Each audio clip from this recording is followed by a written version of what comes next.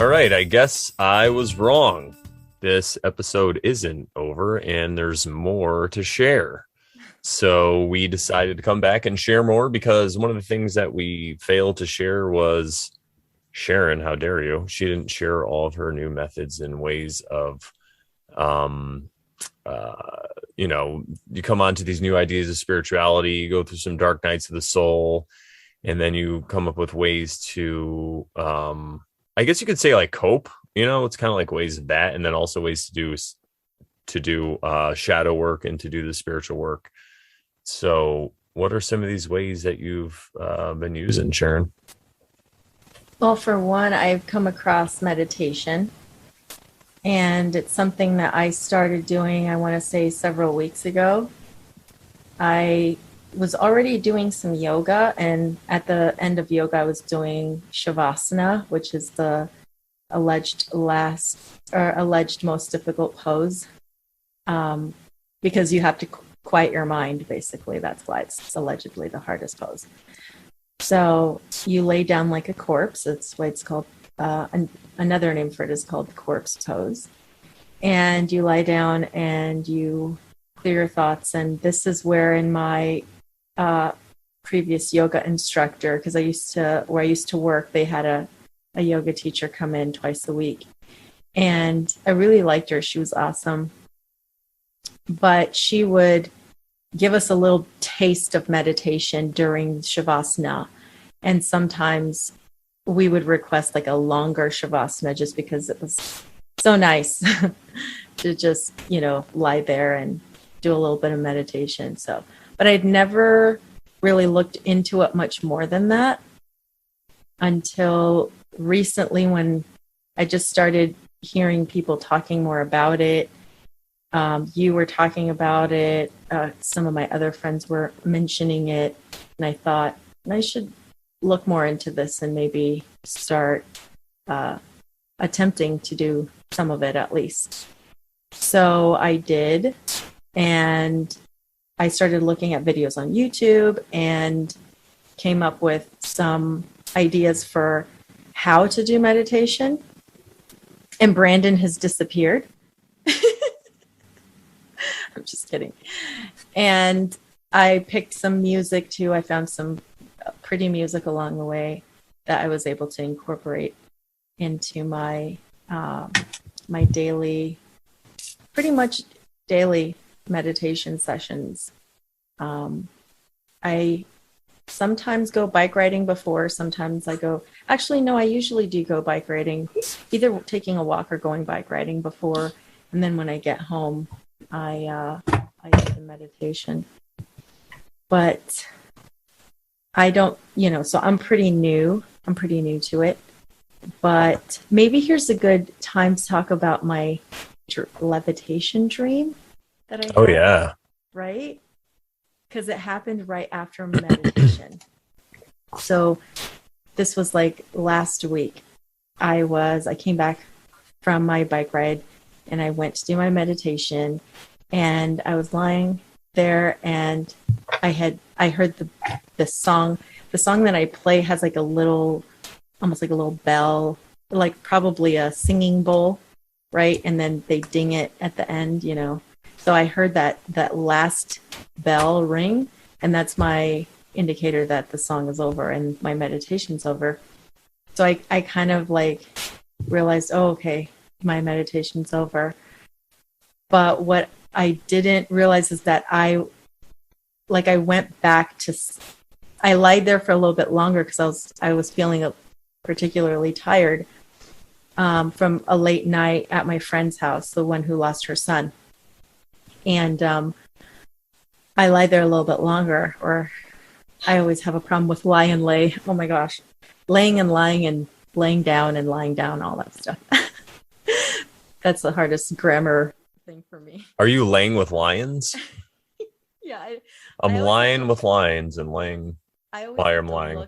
look it up at what it means. That's all right. Which one to use when.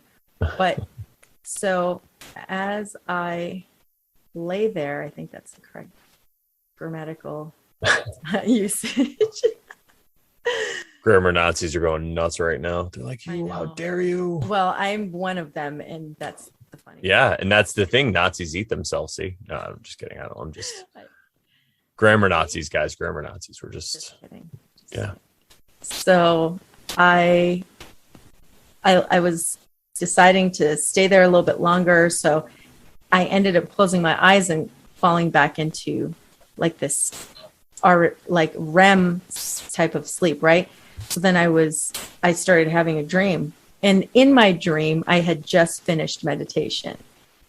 But I realized later that it was a dream, because otherwise I would have been like, did I really just do that? Or was it a dream? But the only reason I knew was because I was facing the other direction. Because when I meditate, I'm usually facing the north side of my house. But in the dream, I was facing the south side of my house.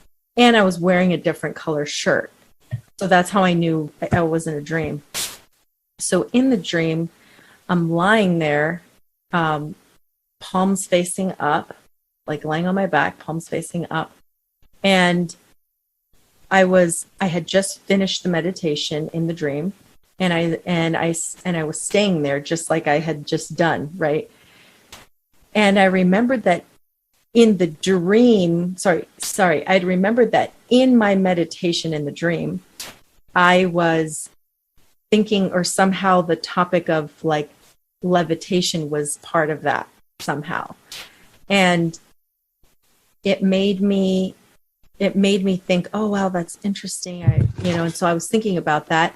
And the more I thought about it, I sat there and I like positioned my hands in a certain way that my whole body started like buzzing, like this energy throughout my whole body was like, made my whole body like bzz, like vibrate or something. And I just felt energetic. I just felt like I was complete energy, and I don't know why, but like I was like, is this, at first I thought it was a bee, actually. I thought it was a bee. So I kind of like opened my eyes a little bit, like squinted them and I was like, do I see a bee anywhere? And then I was like, no, my whole entire body is like buzzing, like that's not a bee. So then I moved my hands, because my hands are positioned like this, on lying on the floor. And then I started kind of like tilting them and like moving them. And when I did that, I felt myself like lift off the mat. I completely like, so there I am, like, I'm flat, and I just lifted off the mat, and I'm like, holy smokes, I'm freaking levitating. What the heck? This is crazy. And it felt real. It felt so real. And there I am levitating, and I'm like, wait. Oh, dude, this is kind of scary. I don't know what I'm doing. So I like moved my hands again in a certain way, and I was able to like land.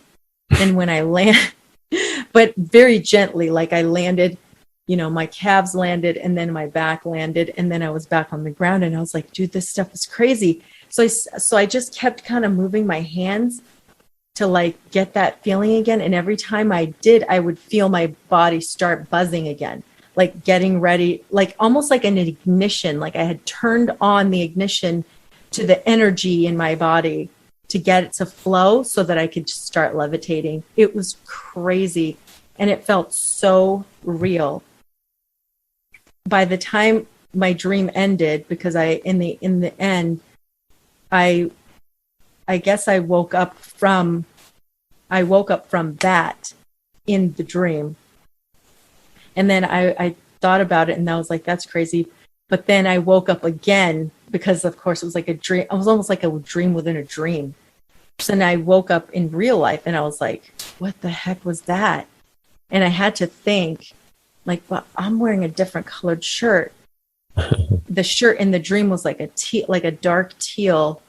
And then the shirt I was wearing in real life was like a purple, like heather type of color. And so I was like, oh, and I'm facing the other way too. So that's when I realized it was a dream. But it was amazing. That's all I can say. It was just really amazing. So, and I'd never experienced something like that before. Yeah, that sounds pretty amazing. I've had dreams like that, lucid dreams where well, I mean, I was able to control it, so I was able to do crazy things, but I've also had dreams where I've just done things like that.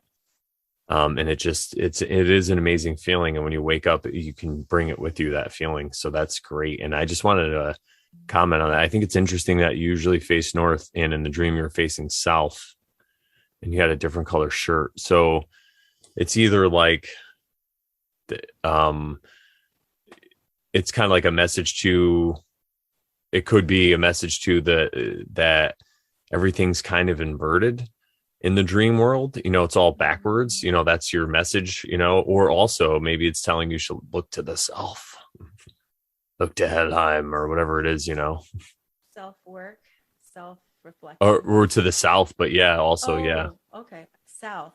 Okay. Yeah, but to the self also, but yeah, south. South, yeah. Face south, maybe for some, maybe it's trying to tell you there's something there. There's a lot of stuff in the Nordic Norse mythology about like directions and like, who's at different directions and who can channel. But yeah, I love that.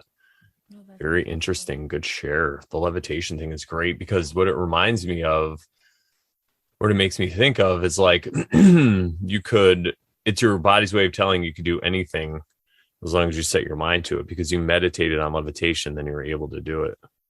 Yeah, that was super, super cool.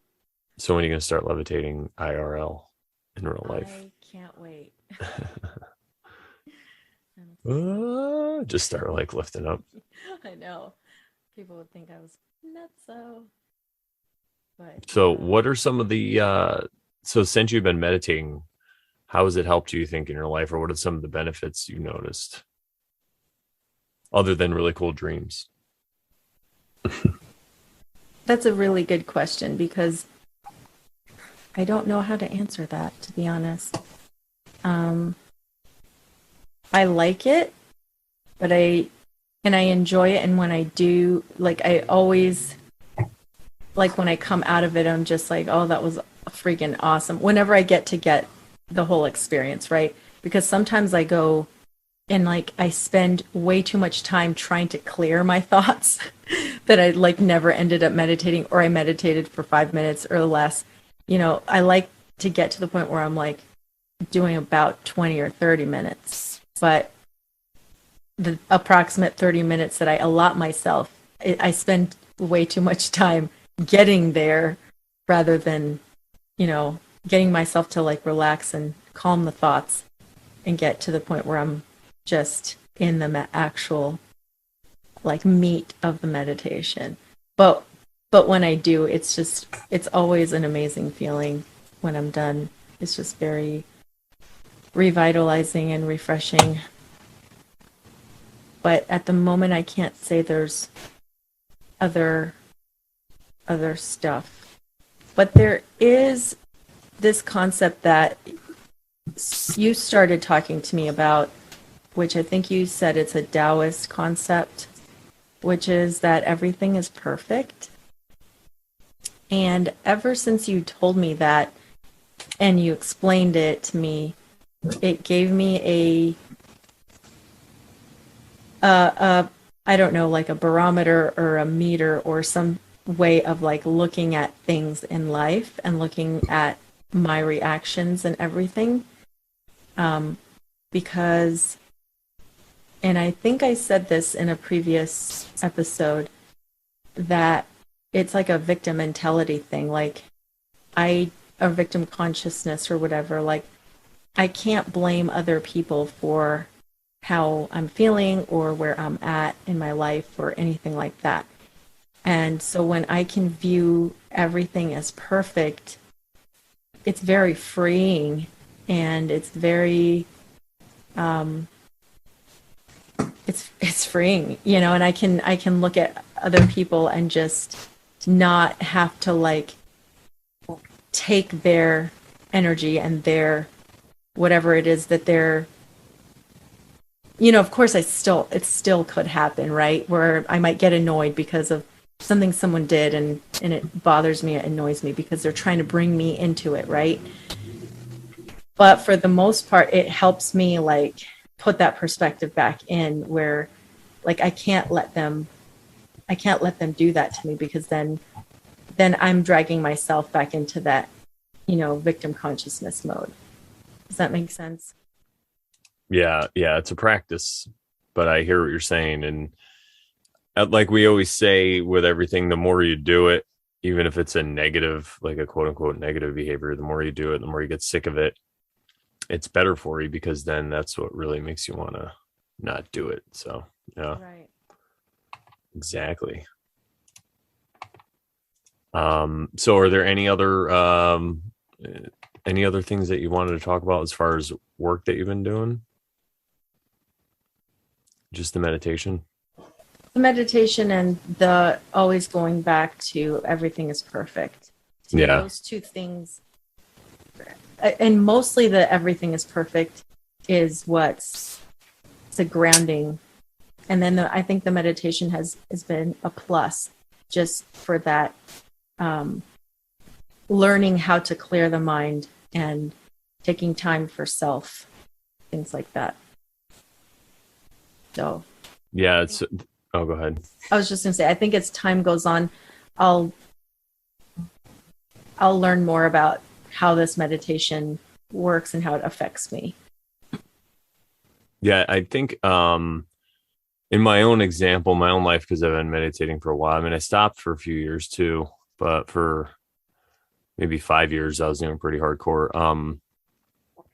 It just allows me to connect to the present moment better. I realized it lets me now realize when I'm getting lost in a thought, like spiraling sometimes, literally, like about things. It's like a downward despair spiral or whatever, and I'm able to catch myself now, or even if it's just a thought. It doesn't have to be something that's like totally negative, but if, like, say I'm driving down the street and I'm just thinking about all this nonsense, it's like, why not just be in the present moment, look around, look at the trees, and just give my brain a break, really, Exactly.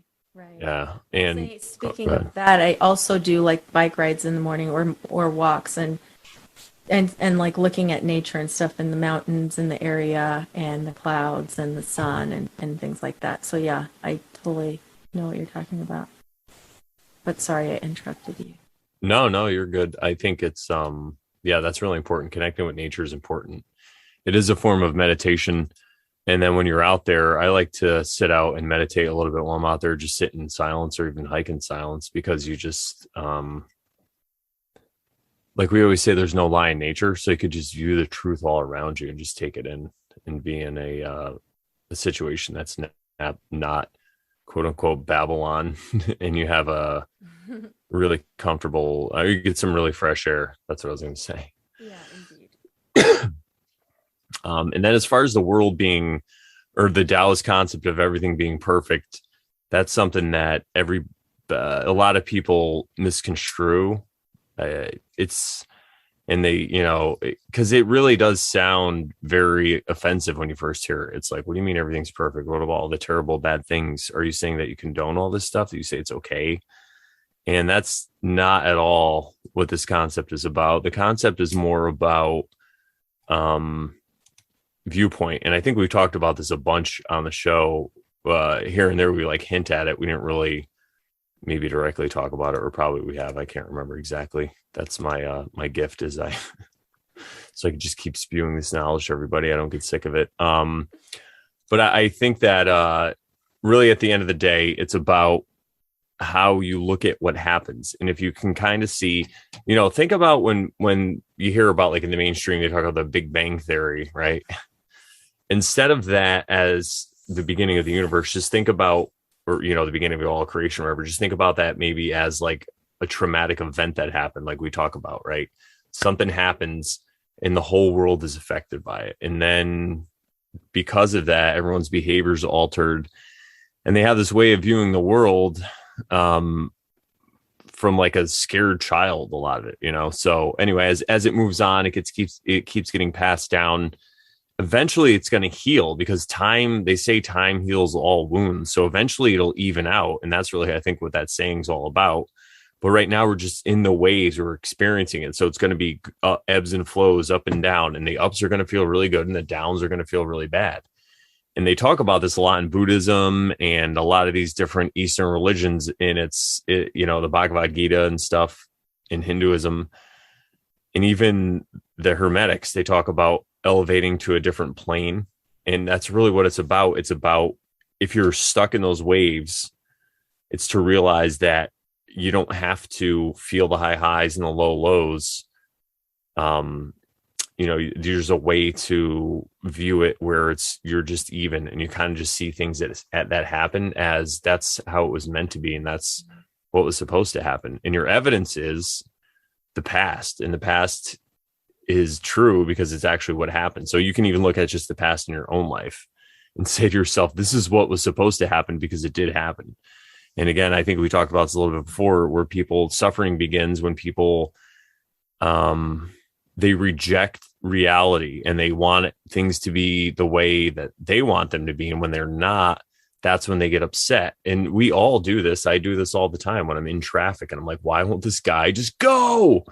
And there's a reason why he won't go, and I'll never know it probably. And if I sit there and just yell about it, it's not going to make him go anymore or whatever. It's just going to cause more suffering for me. And I could just frame it in any way I want. I could look at it and I go, well, maybe this guy, maybe somebody beat his dad in front of him with a stop sign. Now he gets like nervous every time he gets to a stop sign, doesn't know what to do. So I could have a little bit of humor, and I could have a little bit of compassion for this person in front of me, and just kind of be like, well, I guess I'm just going to get there when I get there. And if I'm late, people are going to have to deal with it. Maybe next time I should leave a little earlier and use this as an experience to learn and grow, And again, that's really about looking at the world as perfect, because if you think that you should be somewhere quicker than you actually arrive and you want to blame everybody else, it's really no one's fault at the end of the day but your own. I mean, there's things that can happen, but again, when things happen to you, and when things happen to me now, and maybe this is part of the meditation, when things happen to me, and when I say you, I don't mean you, Sharon, I just mean, when things happen to somebody, they have two ways they can view it, right? It's like, you could just say, oh, why did this happen to me?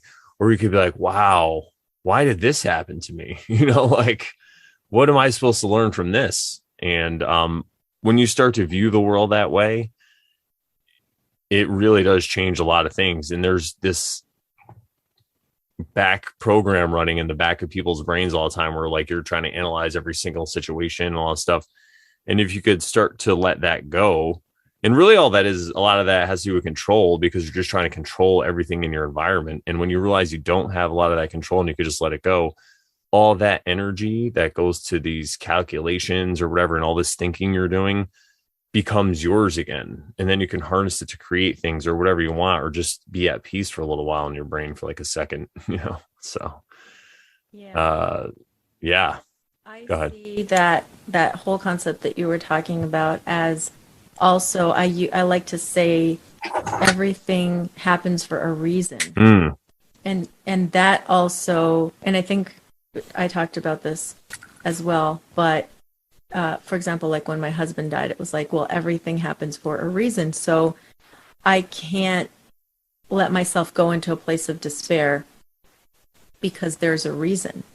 And I may not know what it is, right? But it's all for my good, right? Even the Bible says that everything happens for the good, for your good. And I always saw it that way. So when, for example, like you said, I'm in traffic. Yes, it's hard sometimes because I don't experience traffic very often. But when I do, Nice. It gets frustrating.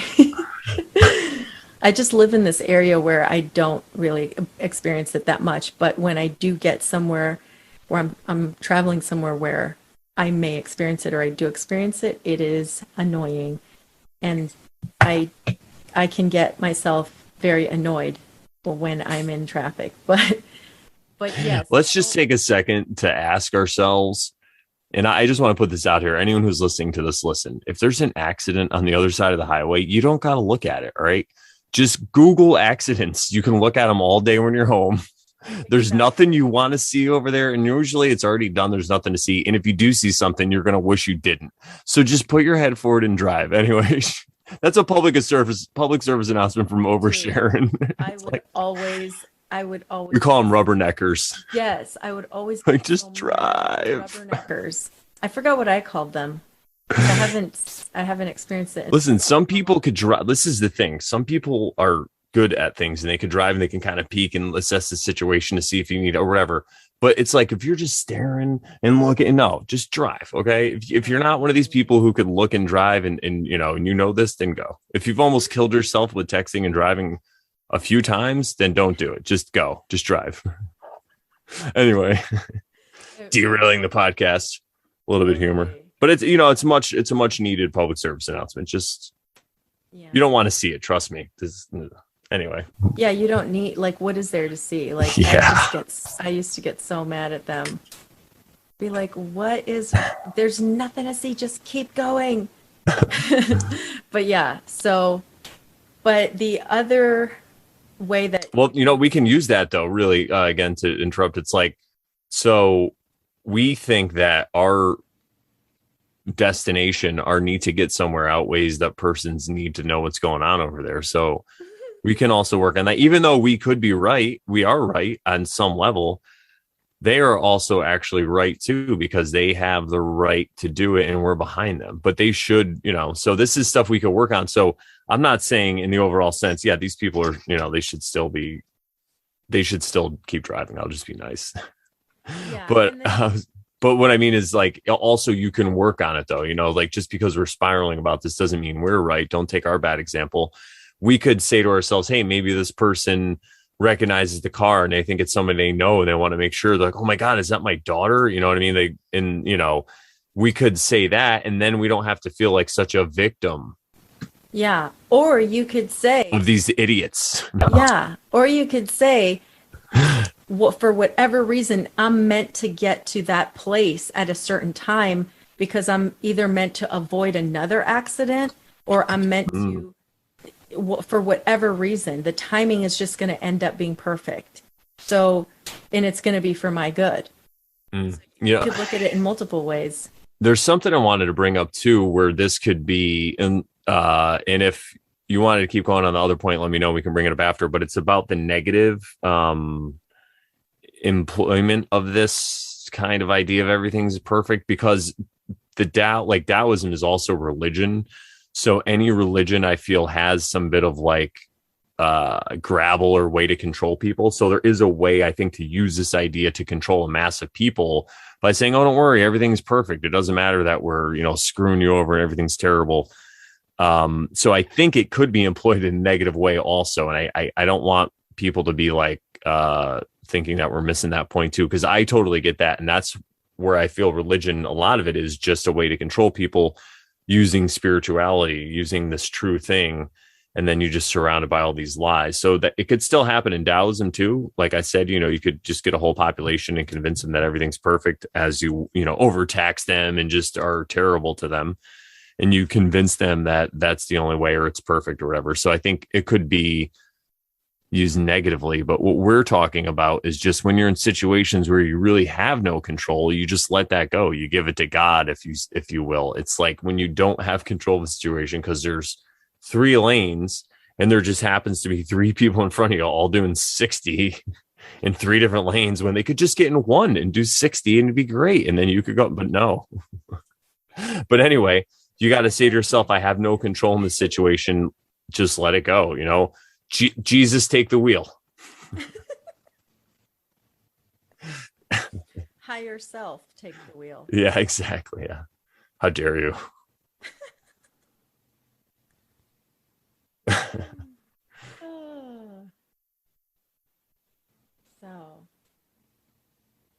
Yeah. So you were saying something about this. I don't know if there's anything else you wanted to say before we were talking about some more of these topics, but anything else about the everything is perfect?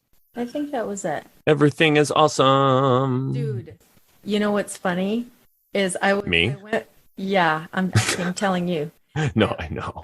No, I meant I'm funny. You said, it's funny. I go, yeah, me. I'm funny. Oh, okay. Anyway, next subject. No, I'm just kidding. You are, because I went back to an old episode of ours because I was looking at something for whatever reason, and I landed on the place where, and I think it was I can't remember which episode it was. It was either like the first ever one I was on your show or the number 0 episode. I can't remember. But like you said something, and as we transitioned, because I said everything is perfect, and you said everything is awesome, but I didn't know. I never noticed it until like I looked at it. Oh, and you had to go back and listen. Yeah, because when And then I you noticed. never had noticed it. Oh, that's funny. Yeah, See, that everything's awesome. the Lego song. Yeah.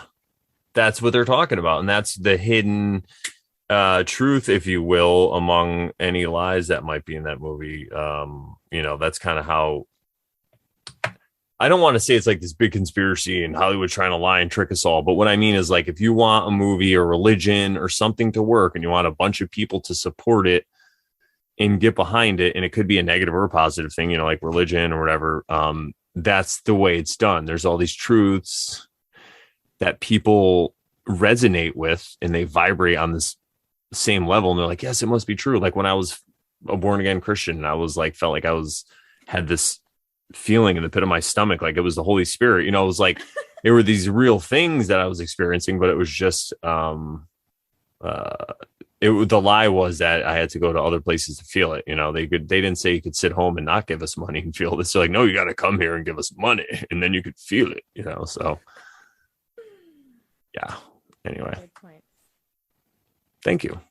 And the other things we wanted to talk about, and this goes right along with not taking things personally if someone's in front of you or whatever at a grocery store. And the best way I heard this too, or is if somebody cuts you off in traffic, it's like, instead of thinking to yourself, oh, what a jerk this guy is, think, well, maybe he has his sick child in the car and he's trying to get them to the hospital, or maybe they just got news something bad happened and they're trying to get somewhere really quickly. And if you view it that way, same thing in a grocery store. If you have somebody in front of you that's taking a long time or whatever, you could just say, hey, maybe this person's taking care of somebody that has AIDS and they're in space. Maybe they're taking care of like a sick relative or something, whatever it is to make you get through it. And again, use comedy if it helps you. You could be like, maybe this person has AIDS, and you just be like, ugh, and then you could just take a step back because you don't want to touch them because that's gross. No, Oh,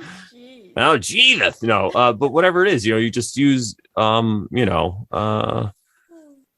whatever method would help you, right? And then again, the negative employment of this would be like people who justify, say they're in an abusive relationship and someone hits them, but they're like, oh no, but that it's okay. Everything's perfect that they hit me. It's okay because, they don't mean to, and they're really good. And, that's the other negative employment of this. That's the way it could be employed negatively. So since it's a function to be employed, you might as well at least use it the right way, in my opinion. There I go making claims, but yeah, same kind of thing. And another thing is like when people talk to you or say things to you, that's another thing. And this is something we just talked about recently because you were dealing with somebody that had sent you some messages and you were like, what do I say to this? Like, this is kind of insulting, but we're friends, but I don't know. I don't want to.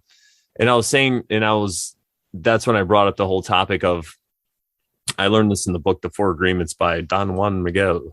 And he talked about how never take anything personally, because if you were inside somebody's head, say if you can, the way you view life is like a movie. So if you can get inside somebody's head and they're sitting down and watching their movie of their life, and you sat next to them and you saw the character that was you in their movie, it wouldn't exactly be anything like you. I mean, it would be like you, it would look like you and have tendencies like you, but it wouldn't be the exact person of you, who you are. You would be like, who the hell is this person? Because nobody knows exactly who you are because they can't get inside your head. So they just have this representation, this avatar, if you will, of who you really are. And that's who they're communicating with. So at the end of the day, they're really just having a communication with themselves. They're talking to themselves. And they think that they're interacting with you, but they're interacting with this representation that they have, this avatar of you. And they're trying to, like I was saying to you, they're using voices like I am now, using these noises that they can make with their face to make you see their point of view about something or whatever it is.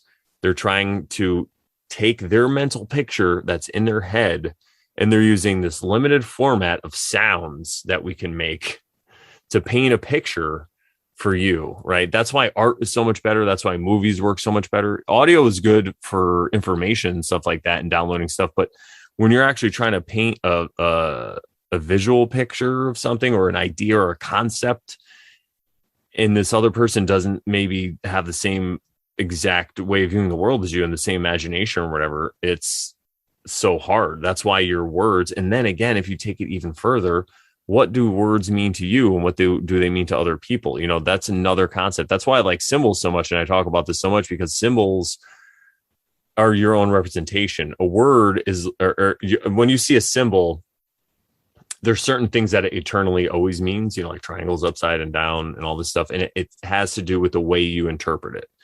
Right now, words are all really interpretation in the way that everything changes, the way we view society and the way so many people have different point of views and perspective on things. One word, like think of a word bad. What does bad mean?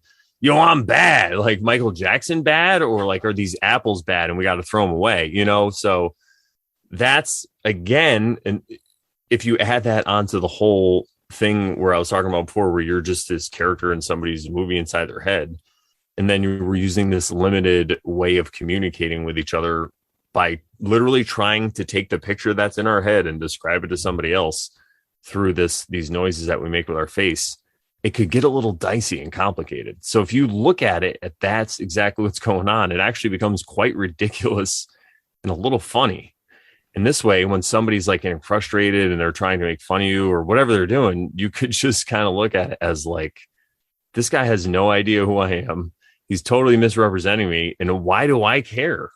You know, if he's not causing physical harm to me, I could just let it roll off my back, because if I do, he's never going to suspect that the other person who I'm having this conflict with is never going to suspect that I'm just going to let it roll off my back.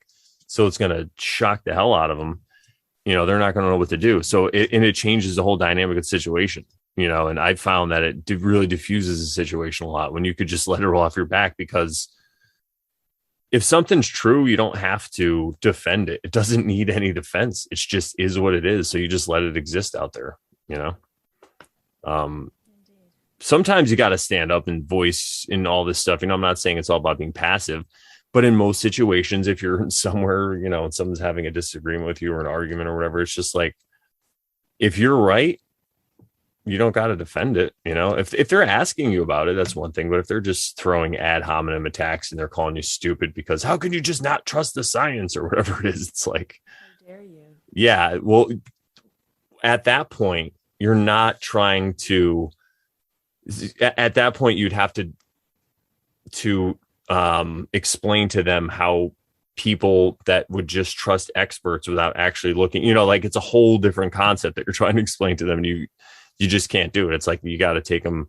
So that's why I just kind of like, yeah, it's easier. I mean, it's hard. I still find myself, you know, doing it all the time, truth spiraling, if you will. But yeah, I think that's what I try to attain to, though. I'm just like, well, you know, this person has it totally wrong and it's freaking hilarious. And then sometimes I'll try to say something a little witty or funny, or I don't know, something. But if you could just let it go and you diffuse a situation like that, it's crazy, because that's not what they're used to, you know, and then it gives you the upper hand, because then technically you are in control of the situation because you just threw them off balance. It's like the art of war stuff, the Sun Tzu, you know, you never want to do what your quote unquote enemy or the opponent or the person on the other side, you don't want to do what they want you to do when you're in a conflict. You want to always do what they don't want you to do. It's just like in a poker game. And I talk about this all the time. You know, I might not know what they have exactly, but if I can sense they don't want me to bet, or, you know, if I can sense they do want me to make a big bet, you know, I'm like, nope, I just check. So it's, you just kind of ride that instinct. And at first it doesn't feel as, you know, because it's so much better, right, when you can make a witty comeback and something funny and you could throw a fun insult. In the moment, it's like eating junk food. You know, it's very satisfying and you feel good about it. But doing the other thing, like I said, letting it roll off your back and letting things go and kind of laughing about it and stuff, that's like eating healthy food. At first, it's not as good. Sometimes it is, but then you notice the benefits, and then it just becomes better after a while and you realize what you're doing, you know. And then sometimes you can eat some junk food, you know, you're like, throw out a little insult, I guess, whatever. But Yeah. it's all perfect. Everything's perfect. Yeah. But what you were saying about like everybody has a movie playing in their head about, and you are the other person or people in their lives are just their representation or their projection of who you really are. So it's how they view you and how they see you.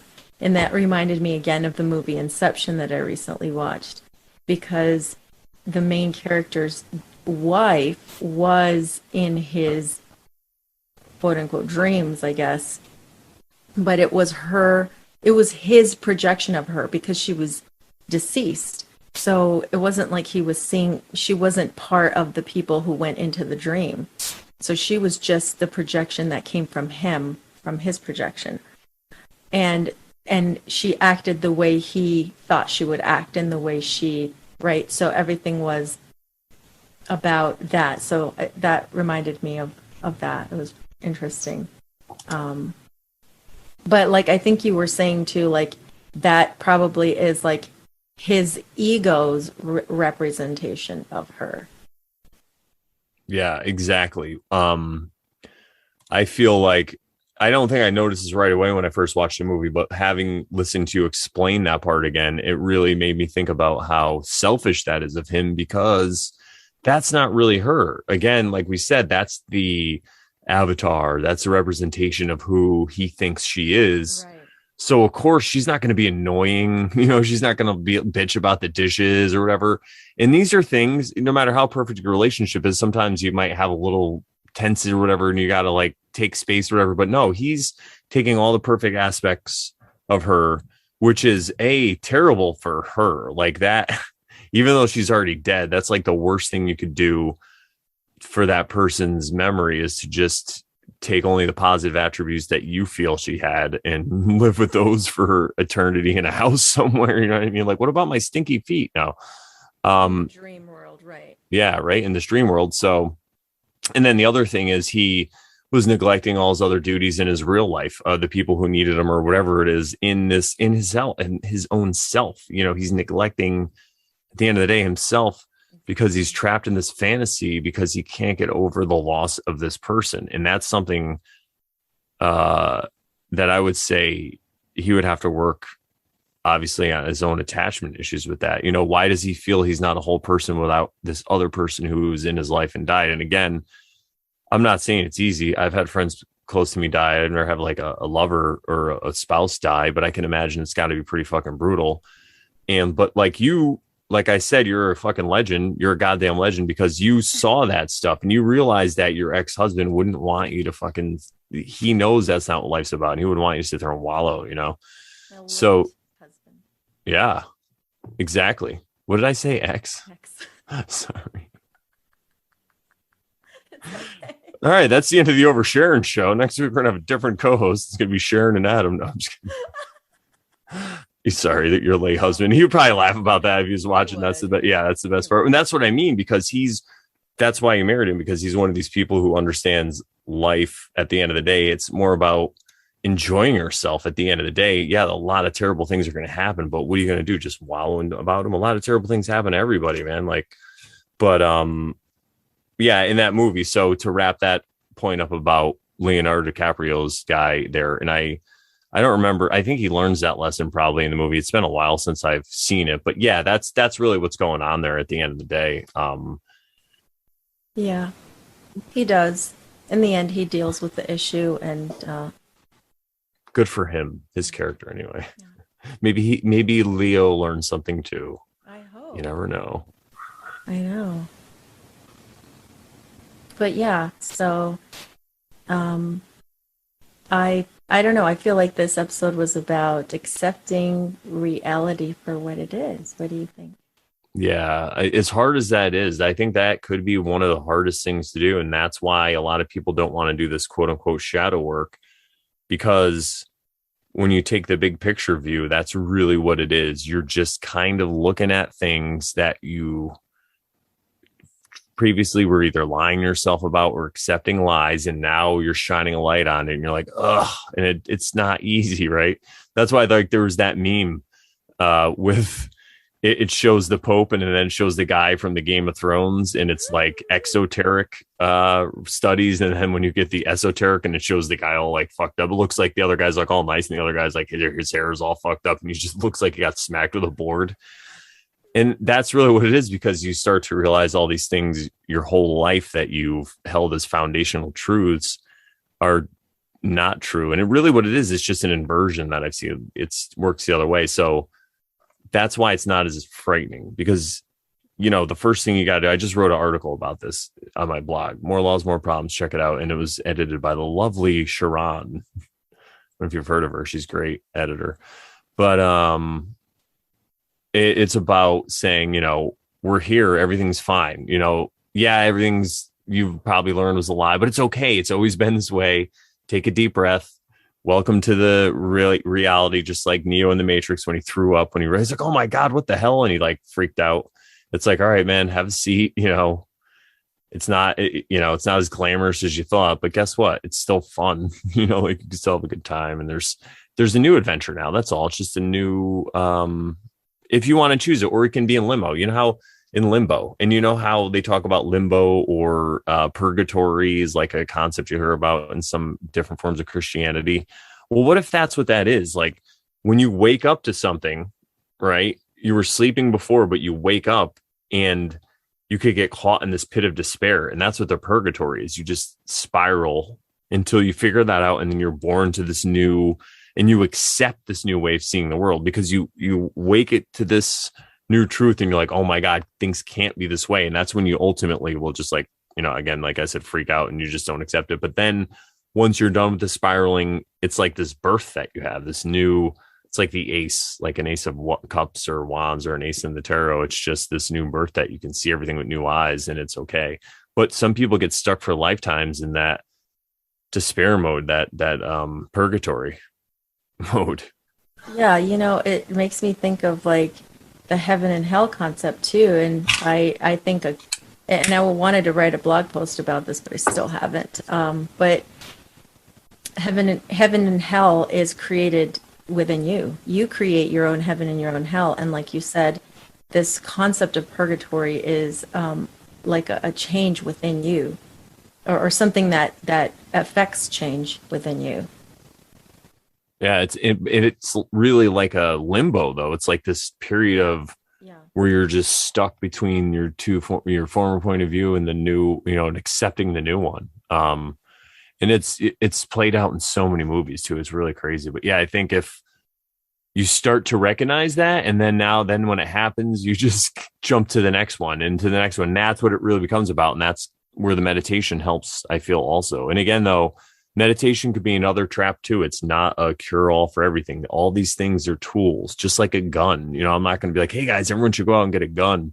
It's like, it's just about getting to know yourself. You know, that's really what it is. So I just want to throw that out there. We're not giving advice, everybody. We're just sharing our experiences. We're oversharing, if you will. Yeah. Yeah. It's about looking inward.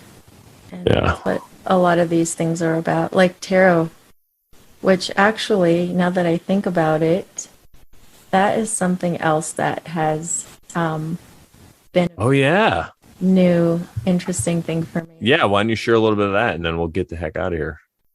Perfect. So because like I was mentioning before, because of your podcasts on the tarot, I started learning about the tarot more. And of course, Crow was talking about it on his show as well. So I just felt like it was like here. I was like hearing it, and Mark Passio talked about it. So I was like, okay, clearly I'm getting a message that I need to look into the tarot. So I saw this deck that you got, the Wildwood Tarot, and I saw that it went on sale on Amazon. So I grabbed one, and I didn't really know what to do with it at first, but you kind of encouraged me to, like, you would just say, hey, give me a reading. And so you'd call me and you'd be like, hey, I want a reading. And I'd be like, okay. So I just shuffled. I'm such a bad influence. Terrible. Terrible. Yeah. Terrible influence. That's it. Oh, I like that. I'm gonna have to use that idea. All right. Anyway, continue, please. So you got me to get comfortable with just doing simple readings just from the book, because I don't have like an in-depth knowledge of every aspect of the tarot, but just reading from the book, pulling cards and reading from the book, and I found that it was very helpful to people. Like, you, every time I read for you, you were just blown away. And I started doing readings for other people at your encouragement as well. And I'm just, it's like, I'm never surprised, but I am. It's like I'm always surprised at the cards. It just, they are always speaking to someone. And like I was telling some friends and family over the weekend, was it? Yeah, over the weekend, because I did some readings for them, and some of them were a little hesitant to actually get a reading done. But when they saw like other people's readings, and they kind of saw how it was reading for them, and they're like, wow, yeah, I suppose, yeah. They became more open to the idea. And then when they got their own read, they were just like blown away. So, because it was speaking, that they were hesitant because they thought it was, of course, everybody says, oh, it's evil and it's bad, but all it's doing is making you look inward and identifying those things that can either help you move forward or help you look at some aspect of yourself that you could improve upon, that you could look at differently. So that has been fun for me. And the readings that you did for me were very enlightening and helpful too. So that has been something new that's been really neat and fun too. That's awesome, man. I want to say that, well, first of all, if you'd like to get a reading from either of us, please reach out, because we will love to give you a reading if you're listening to this.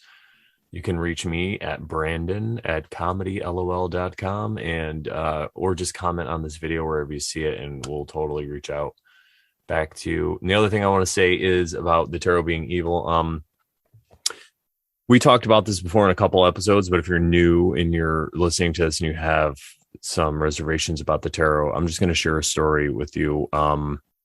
You're an idiot. No, I get it, man, because I felt the same way. And I'm going to use this analogy. I was in the United States Marine Corps and learned a lot about weapons, and I grew up a little bit learning about weapons and took some classes after. So not that I'm a weapons expert, but I know more than your average Joe. And I've taught a lot of people safety, and I've taken a lot of people shooting for the first time. And it's the same reaction when I talk to people about guns that have never dealt with guns. And mine was the same reaction too. I was scared of the tarot because I didn't understand what it was about. And I will also say that it is being used currently right now as a negative, bad thing. It is being, somebody right now is giving someone a reading, and they realize, so this person has a little bit of esoteric knowledge, right? They know how thoughts and emotions are aligned to create actions, and they see this person in front of them is not doing that.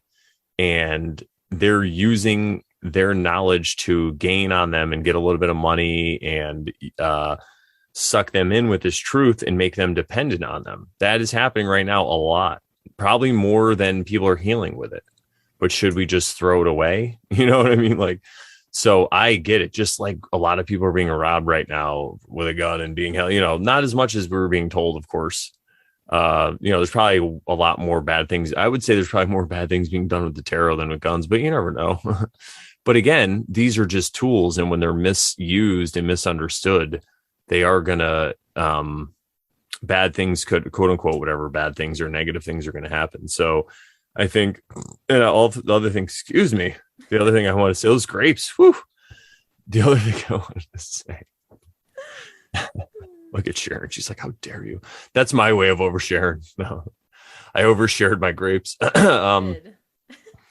The other thing I want to say is I actually like when people ask me about the tarot and if it's evil and stuff. I don't get annoyed. I like it because it reminds me to use it in a way that is beneficial to myself and to other people, though.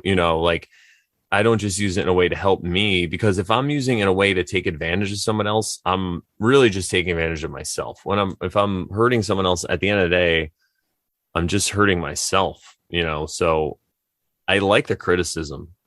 It lets me know that I gotta keep being true, so that's cool, man. And if you still aren't into the tarot, that's fine. I get it. It's cool. It took me a while to kind of get into it, but now I just have a different view, obviously, about it. But yeah, and I'm glad. Also, another thing I wanted to add when you were talking, it's hilarious that I did this podcast with Ashley, the Terrible Podcast, and I do all these other podcasts, and everyone's like, "Do you make any money?"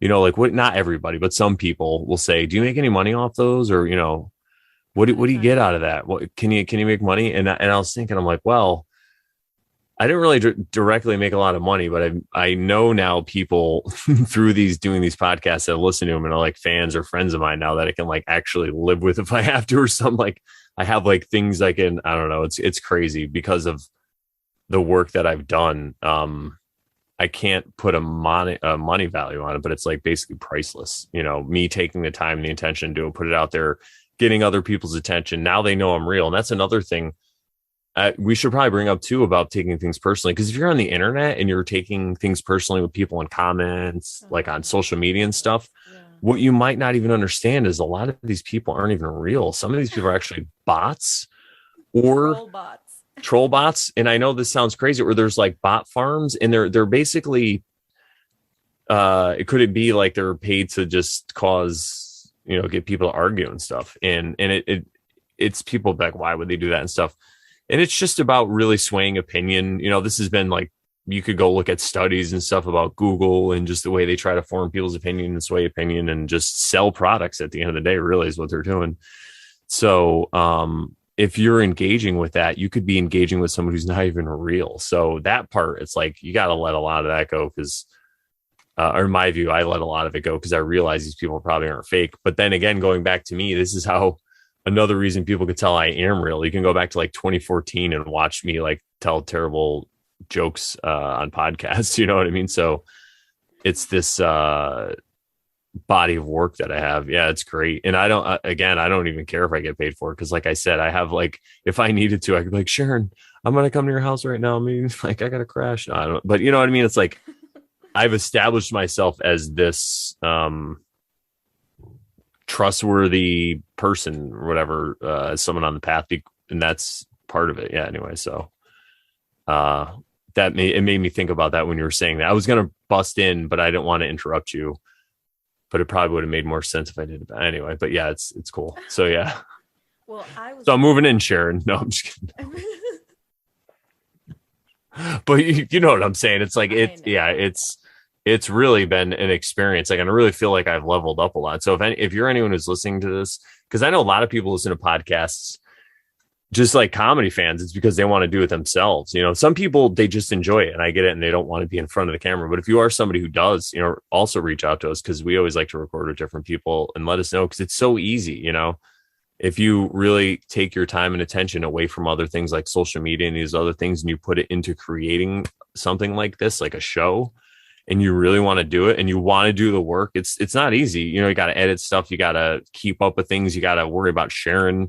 And she's like, Brandon, you're making mistakes. No, I'm just kidding. She's great. I'm telling you, it's awesome. Those are all just jokes, but it really is not easy. We might make it look easy, but it is some of the best work you can do, because you know how people listening to this, like you get online, you like, say you come across this information, you're like, people need to know about it, or I want to tell people. So you get on and you post about it on Facebook, or you post about it on Instagram. You're like, check out this meme. You guys need to know about this.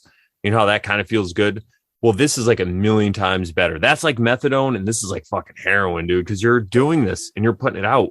And if people want to watch it, they watch it. And you could actually like affect people's lives with it in a positive way for doing it right. And again, just like the tarot and a gun, you could affect people's lives in a negative way. You could use all this fear porn and scare them into buying your products, So anyway, guys, we got this product. We wanted to share it with you. But yeah, that's all the things. But yeah, if you're somebody who is being called, or you feel like you're being called to do this, freaking do it. It's so much fun. It really is. It feels like nothing else. It's like a orgasm, if you will. You know, you get that out, you just get this expression out. Your wisdom is out in the world now. And there's a lot of things to be said about gaining knowledge and not sharing it, your wisdom that you've gained with people. That's why we overshare. Exactly. Sharon? Speaking of oversharing, so earlier I was going to interrupt you too. Ooh, but how dare you? And I let you keep talking. Just kidding. No, I did. I let you keep talking. But you had said something about words changing meaning and stuff like that.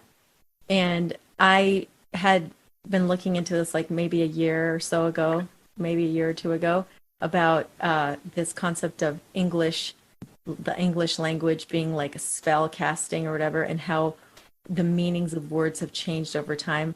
And you mentioned the word bad. Well, bad used to mean an effeminate or womanish man.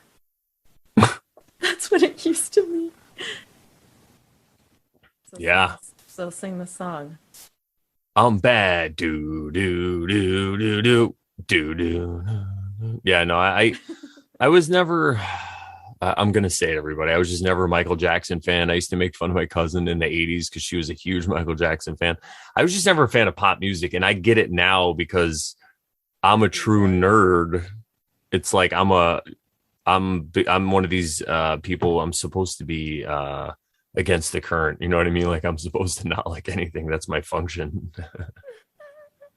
Anyway, but it's great to make people dance, and I dance around and play it at weddings, and it's lovely. But yeah, no, I was anyway.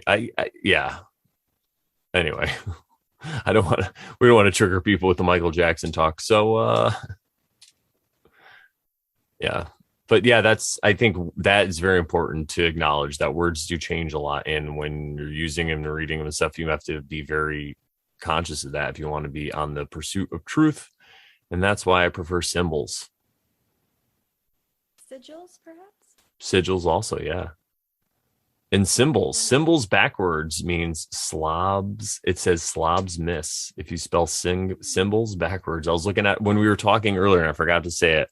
I was looking at my book that was the book of lost symbols, and I'm looking at symbols backwards, and it literally spells slobs miss. Wow. Yeah, but it's MYS, but still. So the slime, you know how they refer to people like the unwashed masses, the slobs, like people who don't look into like the esoteric, whatever. Yeah, so slobs miss symbols. Interesting. Anyway. That's a bit oversharing. Just kidding. Yeah. We're not making claims, guys. No claims. We don't claim. We just overshare. That's the only claim we make, is that we're not making claims. We inception the shit out of that one. Brandon. Yeah. Oh yeah. We could talk about that. Brandon. I'm so excited about this new meme, the Let's Go Brandon thing, because like, guys, I don't know if you know about this, but like I said, I've been onto things. Been recording since 2014. I've been making people laugh my whole life. I mean, I was in the Marine Corps. They basically begged me to stay in because I kept everybody's morale up. They're like, you can't leave. I'm like, why? I'm a good mechanic. They're like, no, you suck at being a mechanic, but you just, you know, they basically were telling me I was hilarious, but they didn't use those words. But they're like, you just make every situation fun. And, you know, I'm like, yeah, but I could go do that somewhere else for, you know, not have to worry about being in the Marine Corps. Like, I'm like, yeah, I get it that I can do that, guys. Like, thank you for showing me that I have that ability, but I got to go now with that ability. I'm not going to use it here anymore. Live long and prosper. But yeah, so I think it's great that now everyone's yelling, let's go, Brandon. It's about goddamn time. You know what I mean? And keep it going, guys. Remember, when they say let's go, Brandon, I've been Brandon since 1976. So you're Brandon and I'm Sharon. Yeah, I'm Brandon on. I think that's a really funny thing. What happened, though, apparently there was a NASCAR driver named Brandon that won, and the whole crowd was yelling something else. They were like yelling, fuck the president, or whatever. They're saying his name. And, you know, we can end on this, even though I said we were going to end on the other thing, but that was just a joke, which is, listen, I get it that you might not like this character, this person named Joe Biden, right? We'll say person. That's a fucking great way to say it, right? And I don't know how I feel about him. I never met him. You know, all the things that he says aren't really what I agree with, you know, but again, the last person who held that position I mean, you could think that he's your hero, or you can think he's the worst villain ever. That's usually the side people fall on. But to me, they're basically all the same. They're just there as receptacles for attention and for your hate. Like, they are there for you to hate or for you to love. So what do? I'm not going to do either, because I'm playing poker, right? I'm like, well, if they want me to love them or hate them, I'm just going to ignore them. And then they're like, no, you can't ignore them. He's going to come take your guns, and they're going to not let you get abortions, and they're going to like rape your kids. And it's like, no, I'm just not going to, I'm going to take my attention, because I've learned through meditation now that my attention is, it's the most, I'll make a claim here. I think attention is probably one of the most valuable currencies that you can have as a human being. And when you learn to harness it, you can have awesome shows with your great friends, and you can call it over Sharon. So I think that's all we need to say about that right there. So let's go, Brandon. Let's go, Brandon. Yeah. Did you say attention or intention? Attention. Okay. Yeah, I might have said intention, but I meant your attention. Yeah. No, I just didn't know which one you said. Yeah. Probably said it. Yeah, and definitely your intentions definitely matter. But I think what I mean really is just like where you focus your attention, your time, your energy. What are you doing with that? Because it's just like they say, like in any sport, like if you're going to do a flip or whatever on a bike, you got like your body follows your head.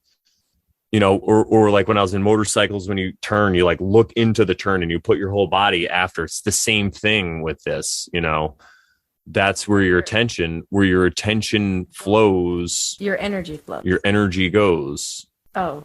Or whatever, where your attention goes, your energy flows. Yeah, you had it right. Yeah. Yeah, just default that I probably have it backwards. It's my way of being funny unintentionally. So yeah, so that's, that really at the end of the day. And again, I'd like to thank everybody who's putting their attention into this show, because last week we had like up to 17 people in the live chat at one time, even though 2 of them were us. And one guy we know that usually watches was sleeping. So that means it would have been 18. So how awesome is that? Let's try to make it 22 this time. I like that. But yeah, thank you everybody for giving your attention. We really appreciate it. We understand that's why we do it. We do it so you have something better to give your attention on, and we can maybe enlighten you to some ideas or entertain you at the end of the day or make you laugh. That's really what I'm going for. Yeah. But Sharon wants us to talk about good stuff, so I'm stuck. But at least I get to make jokes. No. Anyway. Anything else you'd like to say, Sharon? Do we miss anything this time? Let's I think we did well. Yeah. Awesome. Talked about a lot of stuff today. Yeah. All right, everybody. Well, you could make sure that you thumbs up this video. Make sure you subscribe if you haven't already. You could support us. There's a bunch of different ways. If you'd like to give us money or whatever, let us know. But yeah, you can go to comedylol.com. There's a bunch of ways down there, PayPal, all kinds of stuff. I even have a Patreon through there, which we should probably resurrect. And I have a not that I'm a fan of Patreon that much, but I also have a Subscribe Star, which I think is better. So we should talk about that. But yeah, so because this is the thing, we could get people to support us for like $3 a month, $5 a month. And if we could build up of that, then we could take over the world. If we could imagine if we get 100 people supporting us at $5 a month, that's like $500. Go, Brandon. Let's go, Brandon. Yeah, imagine what we could do. This is no budget. Imagine what we would do with a budget, everybody. It would be crazy. I'd be at the poker table nonstop now. Anyway, so yeah. Well, everybody, I think we hit everything you have to. You can go to morelawsmoreproblems.com for more of my lovely stuff. I just wrote a new blog article. I make memes. I wrote a book. We make videos, all kinds of stuff over there. And hopefully soon t-shirts. I don't know, maybe something like that. But anyway, we always say that, or I always say that one of these days. Anyway, Sharon, how do we end the show usually? You better overshare. That's right. Because if you don't overshare, you don't care. And if you don't care, I'm just trying to see what you. No, I'm not a comedian. I'm not witty. I'm not a comedian. Because if you don't overshare, then you lose your hair. And then you're going to start drinking a lot of beer. And everyone's going to be like, where'd this guy go? Anyway, thank you guys for listening to Oversharing. And we'll talk to you we'll see you next week. Ciao, ciao. Ciao.